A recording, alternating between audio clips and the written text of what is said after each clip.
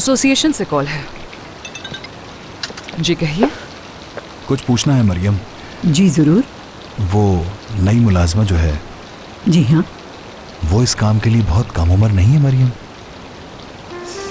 हाँ है तो, छोटी तो है करीम साहब, मगर बहुत जिम्मेदार लड़की है।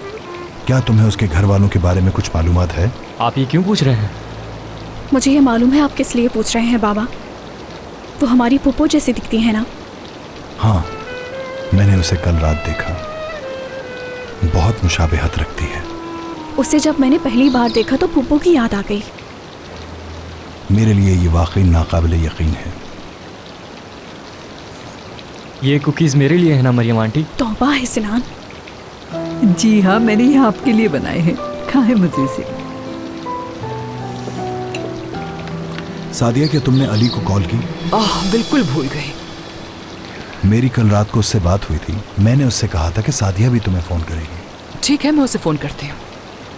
मुझे लगता है कि वो उस लड़की को यहाँ लाना नहीं चाहता, मगर तुम उससे इसरार करना, क्योंकि मैं उससे मिलना चाहता हूँ। वैसे वो है कैसी? वो एक आम लड़की की ही तरह है। ये कैसा जवाब हुआ बहरन? आज रात जब वो आएगी तो देख लीजिएगा उसे।